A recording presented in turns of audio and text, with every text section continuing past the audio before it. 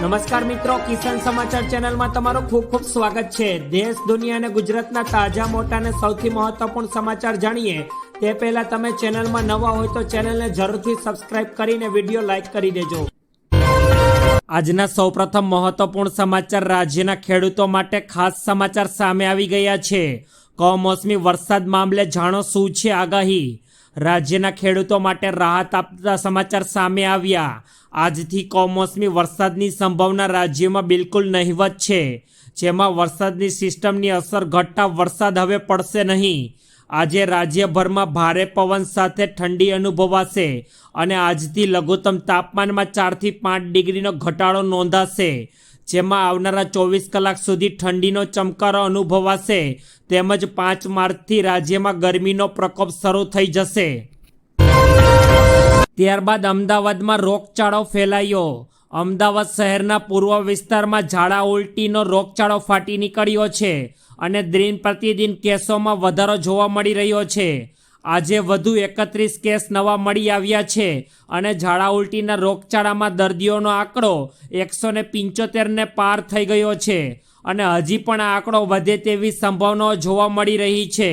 આરોગ્ય તંત્ર દ્વારા ડોર ટુ ડોર સર્વિસની કામગીરી હાથ ધરવામાં આવી અને તંત્ર દ્વારા ORSના પેકેટ તેમજ ક્લોરીનના ટેબ્લેટનું વિતરણ કરવામાં આવી રહ્યું છે। ત્યારબાદના અગત્યપૂર્ણ સમાચાર, કોરોના બાદ હવે બહેરાશનું જોખમ વધ્યું। વિશ્વમાં આજે વર્લ્ડ હિયરિંગ ડે 3 માર્ચના દિવસે ઉજવણી કરવામાં આવી રહી છે। રાજ્યભરના વિવિધ જાગૃતિ અંગેના કાર્યક્રમો પણ યોજાયા। ઇવેન્ટ વિભાગના તબીબોના કહેવા પ્રમાણે કુલ વસ્તીના 15% લોકો એક અથવા તો બીજા કાને પ્રકારે બહેરાશની બીમારીથી પીડાઈ રહ્યા છે। કોરોના મહામારી પછી યુવાનોમાં ભાગ્યે જ જોવા મળતી એક કાને બહેરાશ અચાનક વધી ગઈ છે। કોવિડ પહેલા આવા કેસ 6 મહિને એકાદ આવતા હતા, જોકે હવે મહિને 15 થી 20 કેસ નોંધાઈ રહ્યા છે। ત્યારબાદના ખૂબ જ મોટા સમાચાર સીએમ ભૂપેન્દ્ર પટેલને લઈને સામે આવી રહ્યા છે। ગાંધીનગરમાં 1990 ઉમેદવારોને નિમણૂક પત્ર એનાયત કરવામાં આવ્યા, જેમાં મુખ્યમંત્રી ભૂપેન્દ્ર પટેલના હસ્તે ઉમેદવારોને નિમણૂક પત્ર એનાયત થયા છે। ત્યારે વર્ગ 2 અને 3ના ઉમેદવારોને નિમણૂક પત્ર અપાયા, જેમાં જીપીએસ અંતર્ગત 104 અને GSSB અંતર્ગત 111, જ્યારે GPSSB અંતર્ગત 785 નિમણૂક પત્ર અપાયા। આ દરમિયાન સીએમ ભૂપેન્દ્ર પટેલે કહ્યું કે આપણે બધાએ સરકારી નોકરીની ઇમેજ બદલવાની છે। ત્યારબાદના ખૂબ જ મહત્વપૂર્ણ સમાચાર, ખેડૂતોએ સહાયની માંગ કરી। મહેસાણા જિલ્લામાં માવઠાથી પાકને ખૂબ જ મોટું નુકસાન થયું છે। ઘઉંનો ઊભો પાક બરબાદ થઈ ગયો તેમજ માવઠાથી પાકમાં 80%થી પણ વધુ નુકસાન થયું છે। કમોસમી વરસાદથી મહેસાણા જિલ્લામાં ભારે નુકસાન જોવા મળ્યું અને વાવાઝોડા સાથે વરસેલા વરસાદને કારણે ગ્રામ્ય વિસ્તારોમાં મકાનોના પતરા ઉડી ગયા।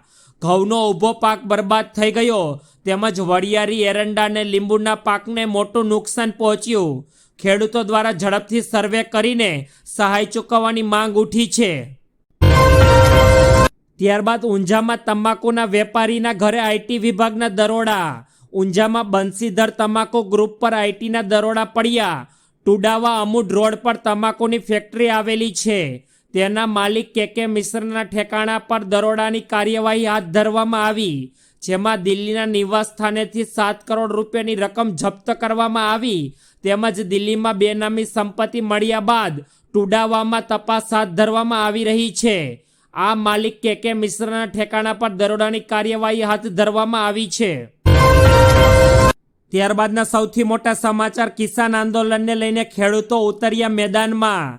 દેશના ખેડૂતો હાલ મેદાનમાં ઉતર્યા છે। ખેડૂતો પંજાબથી દિલ્હી જવા માંગે છે અને વિરોધીઓ શંભુ બોર્ડર પર ઊભા છે। ખેડૂતોના કૂચને રોકવા માટે દિલ્હીની તમામ સરહદો પર સુરક્ષા કડક છે। આ દરમિયાન ખેડૂતોએ જાહેરાત કરી છે કે તેઓ 6 માર્ચે દિલ્હી તરફ કૂચ કરશે અને 10 માર્ચે રેલવે કરશે બ્લોક। ખેડૂતોના નેતા સર્વેદનસિંહ પંઢેર અને જગજીતસિંહ દલ્લેવાલાએ કહ્યું છે કે હરિયાણા અને પંજાબ સિવાય તમામ રાજ્યના ખેડૂતો 6 માર્ચે ટ્રેક્ટર ટ્રોલી વિના દિલ્હી તરફ કૂચ કરશે। ત્યારબાદના મોટા સમાચાર, આજે ફંક્શનનો ત્રીજો અને અંતિમ દિવસ। જામનગરમાં અનંત અંબાણી અને રાધિકા મર્ચન્ટના પ્રી-વેડિંગ ઇવેન્ટનો આજે ત્રીજો દિવસ છે, જ્યારે આજે પણ મોટી સંખ્યામાં સ્ટારનું જામનગરમાં આગમન થઈ રહ્યું છે. આ વચ્ચે અમિતાભ, અભિષેક અને ઐશ્વર્યાનું જામનગરમાં આગમન થયું. આ ઉપરાંત સુપરસ્ટાર રજનીકાંત પરિવાર સાથે તેમજ શાન અને ઐશ્વર્યા પણ પ્રી-વેડિંગ ફંક્શનમાં આવી પહોંચ્યા હતા. ત્યારબાદના અગત્યપૂર્ણ સમાચાર. લોકસભાની ચૂંટણીમાં કોંગ્રેસ ફાઇટર નેતાને મેદાનમાં ઉતારી શકે છે. બનાસકાંઠામાં લોકસભામાં ભાજપે ઇતિહાસ રચી રહેલા મહિલા ઉમેદવાર રેખા ચૌધરીને મેદાનમાં ઉતારવાની ઘટના સામે આવી છે. આ પછી કોંગ્રેસમાં નામ અંગે ચર્ચાઓ શરૂ થઈ ગઈ છે, જેમાં કોંગ્રેસે પણ ઠાકોર ચહેરા તરીકે ગેનીબેન ઠાકોરને ટિકિટ આપી છે. ભાજપે મહિલા ઉમેદવાર ડોક્ટર રેખા ચૌધરીને મેદાનમાં ઉતારતા સામે કોંગ્રેસે પણ ઠાકોર ચહેરા તરીકે ગેનીબેન ઠાકોરને ટિકિટ આપી છે. ત્યારબાદના અગત્યપૂર્ણ સમાચાર. રાહુલ ગાંધીની ભારત જોડો ન્યાય યાત્રાની ગુજરાત રૂટની રૂપરેખા તૈયાર. રાહુલ ગાંધી ભારત જોડો ન્યાય યાત્રાના સમગ્ર કાર્યક્રમની રૂપરેખા નક્કી થઈ ગઈ છે, જેમાં 7 માર્ચે રાજસ્થાનના બાસનવાડાથી બપોરે 3 કલાકે ઝાલોદથી યાત્રા ગુજરાતમાં પ્રવેશ કરશે. ઝાલોદમાં સાંજે 4 વાગે રાહુલ ગાંધીની ગુજરાતમાં પ્રથમ જાહેર સભા છે. તેમજ ઝાલોદથી નીકળીને લીંબડીમાં રાહુલ ગાંધી રાત્રિ રોકાણ કરશે. 8 માર્ચે સવારે 8 વાગ્યાથી દાહોદ બસ સ્ટેશન પરથી પદયાત્રા તેઓ શરૂ કરશે. રાહુલ ગાંધી પાવાગઢ મંદિરમાં દર્શન પણ કરી શકે છે. ત્યારબાદ શાહરૂખ, સલમાન અને આમિર એક સ્ટેજ પર આવ્યા.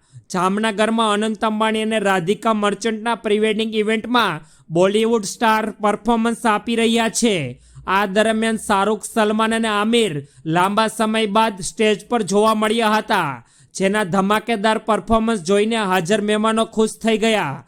આ દરમિયાન શાહરૂખ સ્ટેજ પર એન્ટ્રી લેતા સમયે જય શ્રી રામ બોલ્યો હતો. શાહરૂખ જય શ્રી રામ બોલતા જ હાજર મહેમાનો ખુશ થઈ ગયા અને ચીચિયારીઓ પાડવા માંડ્યા હતા. ત્યારબાદના અગત્યપૂર્ણ સમાચાર. વનતારાનો નજારો જોવા પહોંચ્યા દુનિયાભરના સેલિબ્રિટી. છેલ્લા થોડા દિવસથી અનંત અંબાણીના પ્રી-વેડિંગમાં વિવિધ સ્ટાર પહોંચ્યા છે. આ દરમિયાન અનંત અંબાણીના સૌથી મહત્વના એવા વનતારા પ્રોજેક્ટની વિશ્વભરમાં સેલિબ્રિટીઓએ મુલાકાત લીધી હતી. આ દરમિયાન મહેમાનોને કોઈ પણ પ્રકારની મુશ્કેલીઓ ન પડે એનું અંબાણી પરિવાર તરફથી ખાસ ધ્યાન રાખવામાં આવ્યું હતું. અગાઉ વનતારાનો ડ્રોનથી નજારો બતાવવામાં આવ્યો હતો, ત્યારે હવે આમંત્રિત મહેમાનોને વનતારાની રૂબરૂ મુલાકાત લેવડાવવામાં આવી હતી. આ દરમિયાન તમામ સ્ટાર સેલિબ્રિટીઓ પણ વનતારાની વ્યવસ્થા જોઈને પ્રભાવિત થઈ ગયા હતા. ત્યારબાદના બીજા અગત્યપૂર્ણ સમાચાર. મહુવા માર્કેટિંગ યાર્ડમાં ડુંગળીની આવક. જાણો આજનો તમામ બજાર ભાવ. મહુવા માર્કેટિંગ યાર્ડમાં સફેદ અને લાલ ડુંગળીની પુષ્કળ આવક થઈ હતી. સફેદ ડુંગળીના 97,120 કટ્ટાની આવક અને લાલ ડુંગળીની 8,200 કટ્ટાની આવક નોંધાઈ હતી. તેમજ લાલ ડુંગળીના 1 મણના ભાવ 358 રૂપિયા રહ્યા હતા, જ્યારે સફેદ ડુંગળીના 1 મણના ભાવ 281 રૂપિયા જોવા મળ્યા હતા.